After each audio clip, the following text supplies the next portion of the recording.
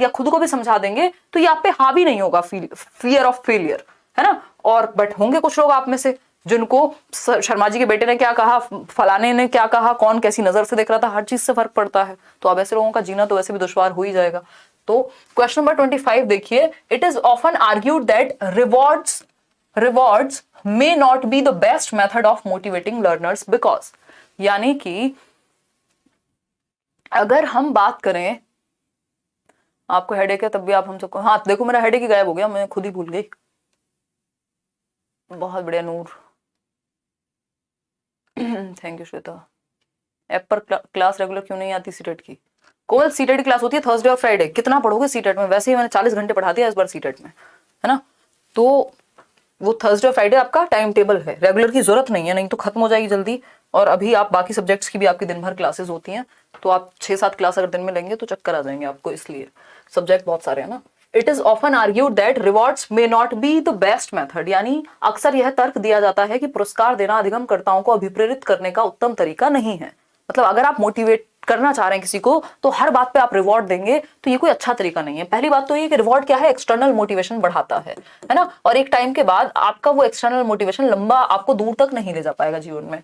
They decrease intrinsic motivation, ये बात बिल्कुल सही है कि आंतरिक अभिप्रेरणा को कम करते हैं, ये इंक्रीज कहाँ करते हैं। दे डिक्रीज एक्सट्रिंसिक मोटिवेशन, नहीं उसको तो बढ़ा रहे हैं। दे डिक्रीज बोथ, नहीं दे डिक्रीज इंट्रिंसिक मोटिवेशन, यानी जो रिवॉर्ड्स हैं इससे आंतरिक अभिप्रेरणा क्षीण हो जाती है। अगर मुझे कोई काम इसलिए करना है क्योंकि मुझे पैसे मिलेंगे, तो अब मेरे अंदर का जो इंटरेस्ट था उस चीज को करने का, मैं नेचुरली किस चीज में अच्छा कर सकती थी, वो खत्म हो जाएगा।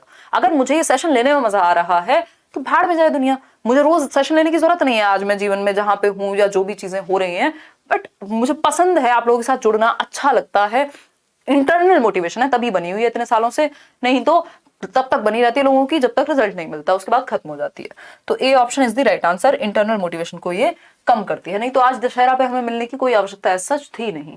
क्वेश्चन नंबर 26 देखिएगा एक बार, अगर हम बात करें क्वेश्चन नंबर 6 की, तो good problem solvers often have which set of the following characteristics, यानी जो अच्छे समस्या समाधान करता होते हैं, यानी जो प्रॉब्लम्स का सॉल्यूशन निकाल लेते हैं, उनके अंदर कौन सी विशेषताएं पाई जाती हैं। पहला ऑप्शन है, क्या क्या कह रहे हो मैम, ऐसा भी हो सकता है क्या दिसंबर में एग्जाम नहीं होगा? श्वेता मुझे ऐसा नहीं लगता पर्सनली, बाकी देखते हैं इस पे क्या किया जा सकता है, मैं इसमें पर्सनली अभी थोड़ा सा इन्वॉल्व होकर फिर बताऊंगी आपको। देखिएगा एक बार क्वेश्चन नंबर 26 देखिएगा, ये क्या कहता है, creativity lack of response set divergent thinking, यानी अच्छे जो प्रॉब्लम सॉल्वर्स हैं वो रचनात्मक होते हैं, कुछ नए ढंग से प्रॉब्लम को सॉल्व करेंगे। लैक ऑफ रिस्पॉन्स सेट, यानी एक सेट पहले से सेट नहीं कर रखा कि कोई भी प्रॉब्लम आएगी बस इसी तरीके से हमें एक्ट करना आता है, दूसरा तरीका हम अपनाएंगे ही नहीं, फ्लेक्सिबल हैं वो, इसका मतलब ये हुआ। और डाइवर्जेंट थिंकर होते हैं, यानी डिफरेंट दिशाओं में सोच पाते हैं, जो कि सही है। फिर आता है B option, functional fixedness creativity. Functional fixedness तो प्रॉब्लम सॉल्विंग में दिक्कत देती है। फंक्शनल फिक्सनेस क्या है भैया, दुनिया में कोई समस्या हो और आपके घर में मम्मी कहें क्योंकि तुम फोन यूज करते हो इसलिए तुम्हारे सर में दर्द है, इसलिए तुम्हारे पेट में दर्द है, इसलिए तुम फेल हो रहे हो, दुनिया का कोई भी रीजन हो और वो फोन पे ले आए, या कोई भी प्रॉब्लम हो सेम तरीके से सॉल्व करने की कोशिश करें, इसको फंक्शनल फिक्सनेस कहते हैं। तो ये तो गलत हो गया, कन्वर्जेंट थिंकिंग भी गलत है, क्रिएटिविटी ठीक था। Lack of response set, convergent thinking और क्रिएटिविटी। अच्छा, कन्वर्जेंट थिंकिंग से कौन सी प्रॉब्लम सॉल्व हुई है आज तक? ठीक। Divergent thinking, functional fixedness positive नहीं होती। तो ए ऑप्शन ही है एकमात्र सही उत्तर कि अच्छे प्रॉब्लम सॉल्वर्स वो हैं जो नए नए तरीके से क्रिएटिवली प्रॉब्लम को सॉल्व करते हैं। रिस्पॉन्स सेट, यानी उनमें लैक ऑफ रिस्पॉन्स सेट है, यानी वो पहले से एक रिस्पॉन्स सेट करके नहीं बैठेंगे, कोई भी प्रॉब्लम आएगी हमें तो ना ही कहना है, अरे सुन तो लो सामने वाले की, है ना। अगर हम बात करें नेक्स्ट, तो वो है डाइवर्जेंट थिंकिंग, यानी अपसारी चिंतन, जो कि सी ऑप्शन है, मतलब थर्ड है इसमें। तो अपसारी भी अच्छा होता है क्योंकि अलग अलग दिशाओं में सोचेगा बच्चा। 3 क्वेश्चन और बचे हैं आपके, फटाफट से देख लीजिए। टीचर्स बिलीव्स अबाउट सक्सेस, यानी जो शिक्षक के विश्वास हैं, जो उनका मानना है सफलता को लेकर के या फेलियर को लेके, बच्चों के सफलता या फेलियर को लेकर के, often influence learning and motivation, वो बच्चों के अधिगम को और उनकी अभिप्रेरणा को प्रभावित करता है। बिल्कुल सही बात है। Specially from the disadvantage groups, वो बच्चे जो किसी भी रूप में वंचित समूह वर्ग से आते हैं, जिन्होंने या तो वो फर्स्ट जनरेशन लर्नर हैं, घर में किसी को पढ़ते हुए नहीं देखा, कमजोर वर्ग से हैं, किसी ऐसे समाज या संस्कृति मतलब ऐसे वर्ग से हैं समाज के जिसको पिछड़ा माना गया है, कोई भी हो सकता है, ठीक है ना।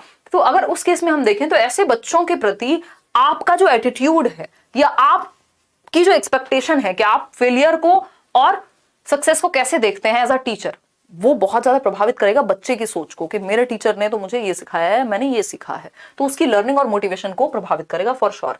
इस बारे में कौन सी एक बात करेक्ट है?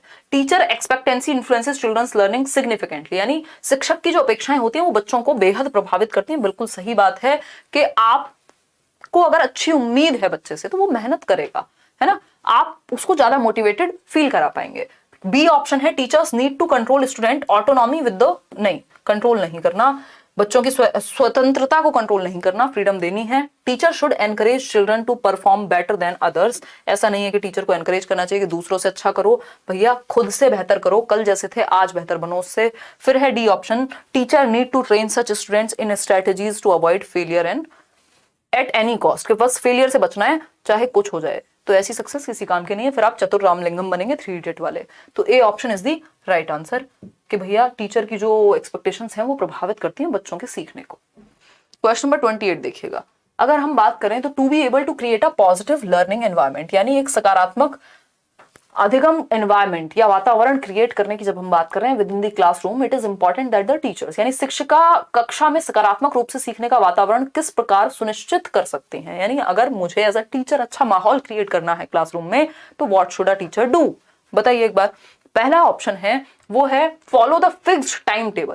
देखो फिक्स्ड नहीं होना है किसी भी चीज पे, फ्लेक्सिबल होने के समय में अगर आप फिक्स्ड होंगे तो जीवन नर्क हो जाएगा, ठीक है ना, फ्लेक्सिबल होना है। अब वो वाला समय नहीं रहा कि आप कभी खुशी कभी गम के वो बन जाए अमिताभ बच्चन के कह दिया ना कह दिया, वैसे जीवन नहीं चलता, आपको बच्चों के अकॉर्डिंग फ्लेक्सिबल एट टाइम्स होना पड़ता है, या टाइम के अकॉर्डिंग ढलना आना चाहिए, डायनामिक होना जरूरी है।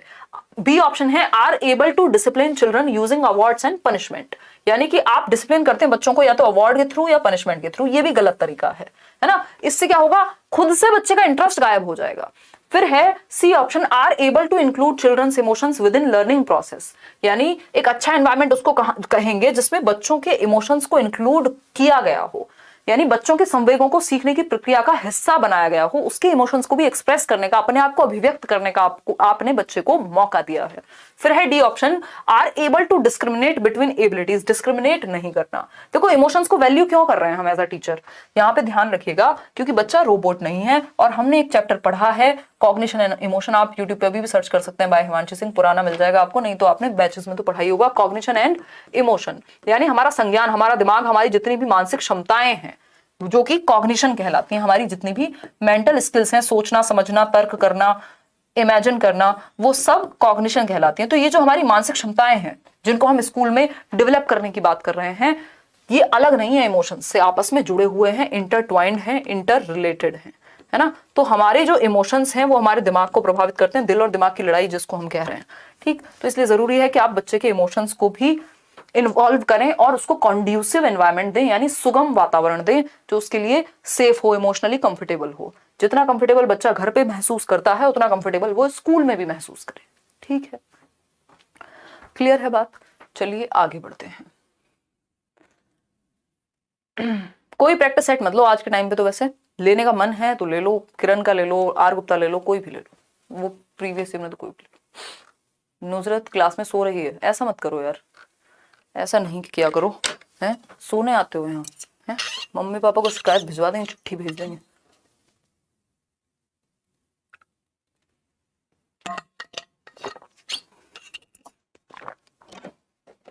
देखिएगा अगर हम बात करें 29th क्वेश्चन की, तो देखते हैं, should a teacher be considered as authority figure within the classroom who can not be challenged, यानी एक टीचर को, एक शिक्षक को कक्षा में एक सत्ताधारी व्यक्ति के रूप में देखा जाना चाहिए जिसे कोई चुनौती नहीं दे सकता। कह दिया ना, बस कह दिया, टीचर ने कहा है ना। बच्चे बचपन में तो ऐसे होता है कि वो अपने पिताजी से लड़ जाएंगे आकर के, बच्चे अगर वो छोटी बच्ची है या बच्चा है कि मेरी टीचर ने यही बताया, चाहे जब अगर दिल्ली किसी और देश का हिस्सा है तो बच्चे के अकॉर्डिंग दिल्ली फिर किसी और देश का हिस्सा हो जाएगी, या फिर अगर दिल्ली राजधानी नहीं है तो वो नहीं है, कोई और है फिर उसके अकॉर्डिंग, तो क्योंकि टीचर ने जो कह दिया वही मान लिया, है ना।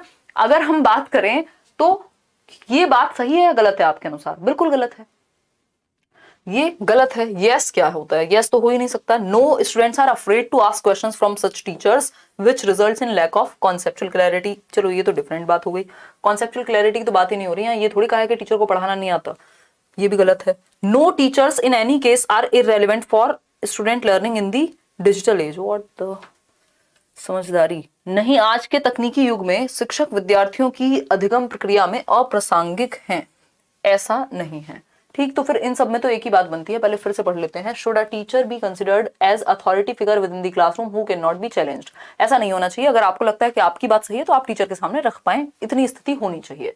तो यस, ये क्या है? नो, क्योंकि ये बात सही नहीं है, अथॉरिटी फिगर नहीं होना चाहिए। Students are afraid to ask questions from such teachers which results in lack of conceptual clarity. हाँ, मैंने इसको गलत पढ़ लिया था। इसका मतलब ये था कि विद्यार्थियों को ऐसे शिक्षकों से प्रश्न पूछने में झिझक महसूस होगी, और अगर झिझक महसूस होगी तो उनकी कॉन्सेप्चुअल क्लैरिटी नहीं बन पाएगी। ये मैंने टीचर के बारे में पढ़ लिया था ऐसा कि टीचर को कॉन्सेप्चुअल क्लैरिटी नहीं है, बट यहाँ पे सिंपल लिखा हुआ है कि बच्चे जिन टीचर से वो डरेंगे, वो अथॉरिटी फिगर्स हैं, डांट लगा देंगे, सबके सामने बेइज्जत कर देंगे, तो वो उनसे फिर क्वेश्चंस नहीं पूछेंगे, और बच्चे क्वेश्चन नहीं पूछेंगे तो उनके कॉन्सेप्ट्स क्लियर नहीं हो पाएंगे। समझ पा रहे हो ना बात को?